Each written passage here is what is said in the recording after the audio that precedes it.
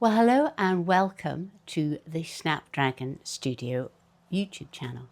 I'm really glad you're here. My name's Jane, and today I'm going to be talking about a trip that I made to Kellie Castle in Fife a couple of weeks ago.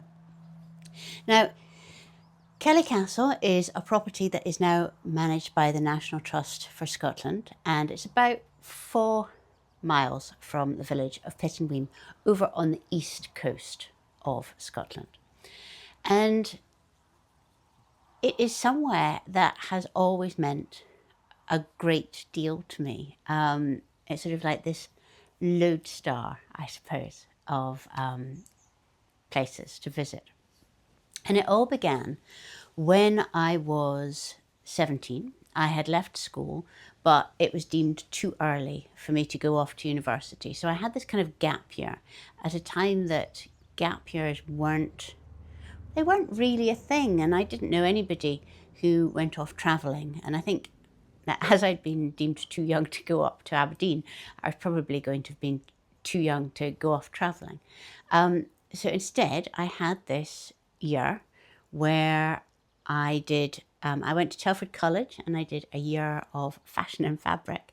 And I also did the first year of City and Guild's embroidery class. So there was me, age 17, really with no skills at all, in a class full of people who would be kind of like my age now and older, who were incredible needlewomen already. There was a slightly bizarre pocket of time. But one of the women in the City and Guild's needlework course had connections up at Kellie Castle, which wasn't open to the public at all. And there were rumoured to be wonderful embroideries to go and look there. So we decided that we would make a day of it. We went up in several cars and we were met by the sculptor Hugh Lorimer, who was very old at that time. And although he had given Kellie to the National Trust for Scotland by that point, it was on the condition that he could continue to live in the castle. And he was living, I think, in one room, pretty much. You know, I can't remember that much about the day, but I do remember this tiny room, which was probably made tinier by the fact that he had a group of 12 women visiting him, full of piled up books and cardboard boxes and things that had been got out for us. And it was heated by this sort of one of those tiny little electric fires. And he showed us his studio and he showed us around the castle and he pointed where he and his wife had changed things and so on. So that was when I was 17 and I loved it, but I didn't really grasp onto it. It was sort of so much fragmented things. Didn't see the garden. I don't know whether the garden was being gardened even at that time. And it was very cold. I remember that. So fast forward to when I'm sort of in my late 20s and beginning to want to create a garden and having a really, really bad period of time. I didn't like my job. I had repeated miscarriages after my older daughter was born. I just didn't feel that I was doing what I should be doing in the world. And I remember we used to go to Kellie. We went 2 or 3 times in this sort of period of a couple of years. And then the garden was being gardened and it was beautiful, and there's espalier trees and it's a walled garden, which always, I think, they feel so protective and grounding. There's somewhere to go at times in your life when things aren't going brilliantly. And a lot of the things that I have in my garden today are on a much smaller scale, influenced by Kellie Castle. The mix of fruit and vegetable and flower borders, the tall perimeters. I mean, obviously they have walls and I have hedges, but it's that same kind of feeling of being enclosed. So that was Kellie Castle. So I went back a couple of weeks ago, as I say, to meet with my friend Kate, and we're both having kind of times in our lives where our parents are becoming frailer and needing more care, and it was just a chance to get together to chat, relax, have a leisurely sandwich, tour the castle, and have a look around the gardens. So Kellie Castle is one of the really old kind of, at its heart, it's one of these tower houses that dot Scotland. It's been built sort of in the 11th century, I think. And at that point, it was just 2 rooms. There was a room downstairs, which is where the livestock were all kept. And then, reached by a ladder, an external ladder, there was 1 room on sort of like the first floor, I suppose. And it's not that big.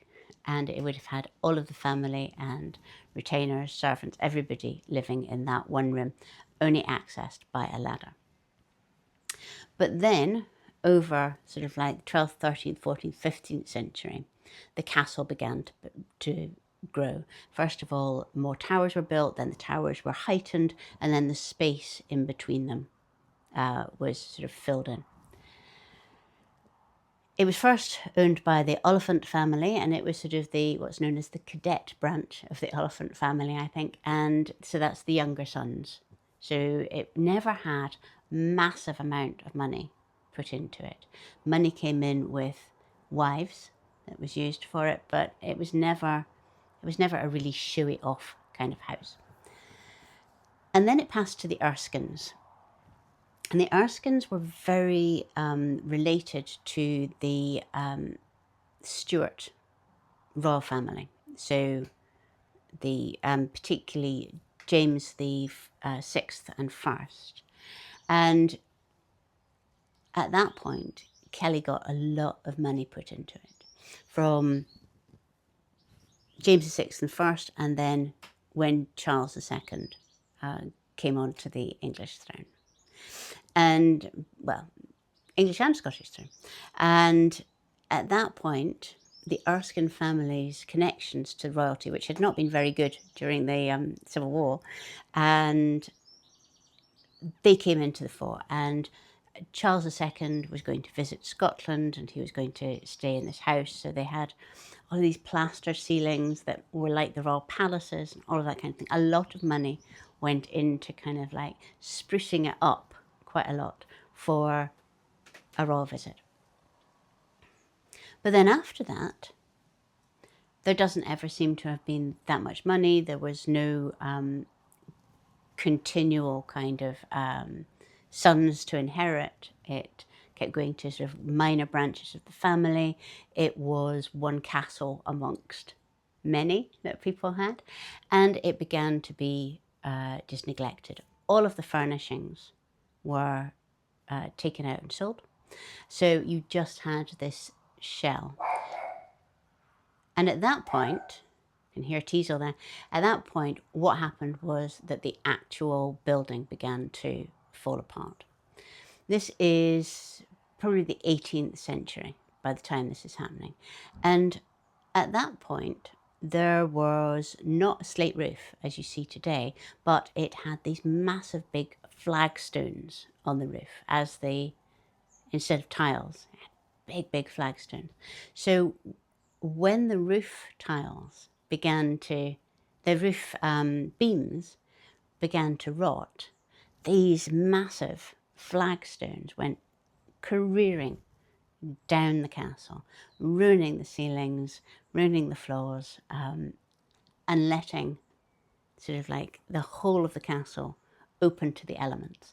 And if you go around Scotland, you'll see lots of these tower houses like that. They are just walls and ruins and very romantic.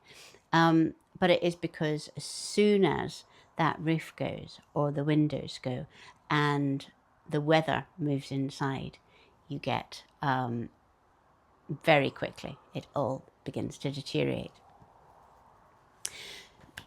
But the bit of Kellie's history that I'm interested in is when the Lorimer family moved in on a long-term let. Now, the Lorimer family were an artistic Edinburgh family from the 19th century. There was James Lorimer, he was a professor at Edinburgh University. His wife, Hannah, who was very artistic and amazing needlewoman, and they had 6 children who also were really artistic and influenced by the sort of arts and crafts movement and this idea of creating a home where everything is handmade and bespoke and so on. Now, one of the Lorimer's sons, their youngest son, I think, was the architect Robert Laurimer, and he brought arts and crafts style to Scotland in a lot of buildings. Where I grew up, there was lots of Laurimer buildings. And you can see the influence of having spent his teenage years at Kellie Castle. So Professor Lorimer, like many people, found that Edinburgh in late 19th century didn't suit his health. He was asthmatic, the city was really smoggy, and he was looking for somewhere where they could have like a summer house. Now, this was really common in sort of upper middle class people in Edinburgh at the time to have a second house either in Fife or East Lothian by the sea, where there would be sea breezes, where they could spend from sort of April to September, from when the daffodils came out to when the flowers started to go over with frost. They could spend that time somewhere that would be healthier. The spread of the railways in Scotland also made that much easier, that people could work in Edinburgh during the week and then join their family at the weekends. So the Lorimers had been renting for a few years in Fife. They liked Fife. They liked this part of Fife. When they came across the ruined castle at Kellie. And so legend goes, they picnicked in the grounds and they decided that this would be their summer house. Now, I think it's a slightly abbreviated view of the whole thing, because actually Professor Lorimer and the Earl of Mar and Kellie did know each other. They were both guardians for a French orphan. So they had meetings regularly about putting in place things for her welfare. So it's not a case of that the Lorimer family were randomly rambling and spotted Kellie Castle, which would be quite difficult, I think. But I think that it's very likely that Professor Lorimer had said to his acquaintance, the Earl of Mar and Kellie, that he really liked the Pittenweem area and he was looking for somewhere where he could have as a long-let summer property for his family. So by the next year, that had all been accomplished. There was a 38-year lease that the Lorimer family took out on the castle. It was an improving lease, so the rental was very low.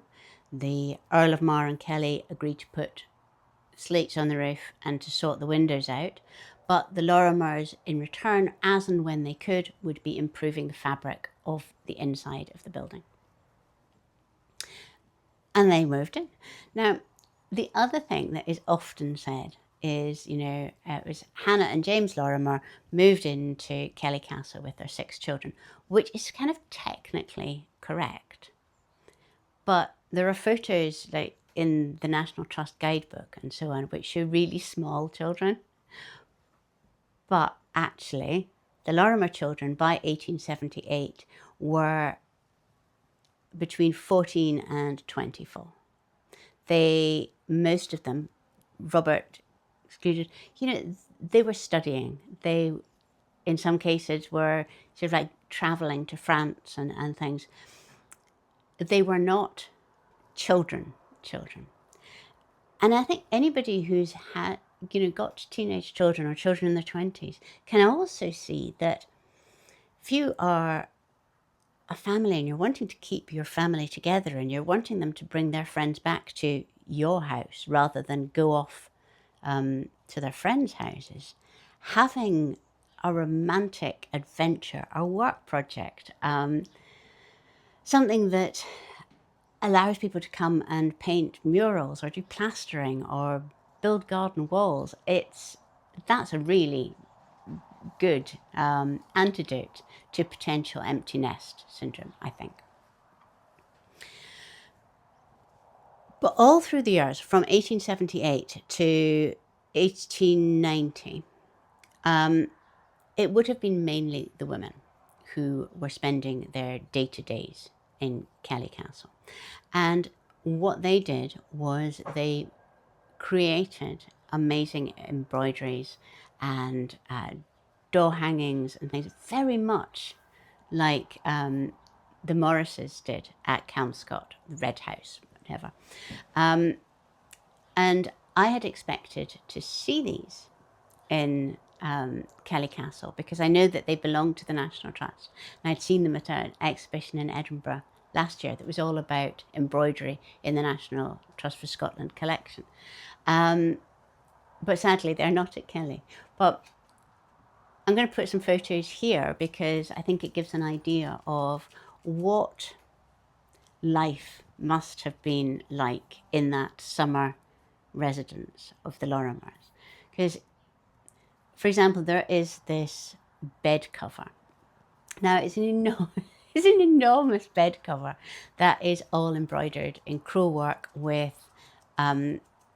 sort of maybe Elizabethan-looking flowers. And we first see this in a portrait that John Henry Lorimer did of his sisters and his mother, all working on needlecraft.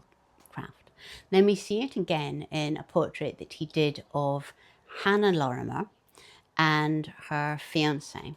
And she is there in this wedding portrait working on the bed cover. And then the next time that we see it, it is Louise, her much younger sister, who is working on it. And that's who it is credited to. So I think that, and maybe it's because in the studio we're talking about abandoned and unfinished projects this month. I think that it is one of these enormous projects that one person, it was sort of like designed by Robert, I think, very, very loosely. There's that sketch on the back of an envelope. And then worked by first Hannah and then Louise, or maybe in tandem together, to eventually be done and shown at this exhibition. But there's very little of the things that were made for Kellie during this period that still survive. There are some wonderful embroideries of daffodils, which were done by local needlewomen. But most things were just sold in like a big house sale when John Henry Lorimer died. So what is in there now is the interior as kind of put together in the 1950s, 60s by Robert Lorimer's son Hugh, who is the one that I met in 1986, and his wife Mary, who was an artist and an incredibly good needlewoman, but whose energies while she was at Kellie were really all driven to trying to keep the show on the road, you know, keep the roof on, keep the garden done. She's an amazing woman by all accounts. And it is the castle at the time that they lived in there, where they painted it all white. They painted over 19th century murals, or they wallpapered them and then painted over them to give them this white background. Very, very similar to what Winifred Nicholson was doing to her farmhouse at exactly the same time, keeping the old but removing all colour, so it looks much more modern.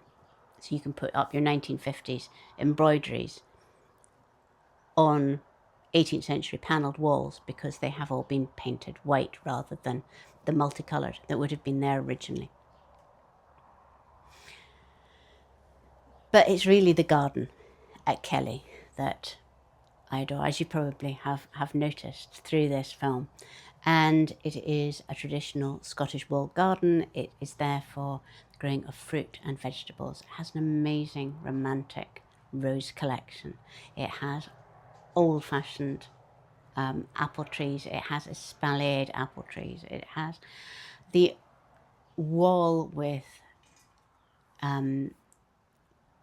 niches for bee skips, which would have been the way of getting honey back in the sort of 16th century, when there was a household here. It is just wonderfully romantic, but it is also, and importantly, I think, cut off from the rest of the world. When you're sitting on one of these green chairs that Hugh Lorimer designed and made in the 1960s, you just feel as though the outside world and its worries are far, far away, and that you are in the right place at the right time. And that is something that I felt when I was 17, and a little bit confused because everybody else had gone off to university, and I was sitting with 50 and 60-year-old women sewing little bits of metallic leather, I remember, onto things. And in my late 20s, when life just didn't seem to be going the way that I wanted it to. And then also as a refuge, today, where worries about parents and family and things are really strong. And it was just wonderful to be able to go and sit. And by the time I'd finished filming this, there was nobody else there. And I could just go and sit surrounded by roses and feel that all was going to be fine. So I hope that you've enjoyed the tour around Kellie. If you're ever in Fife, which is on the east coast of Scotland,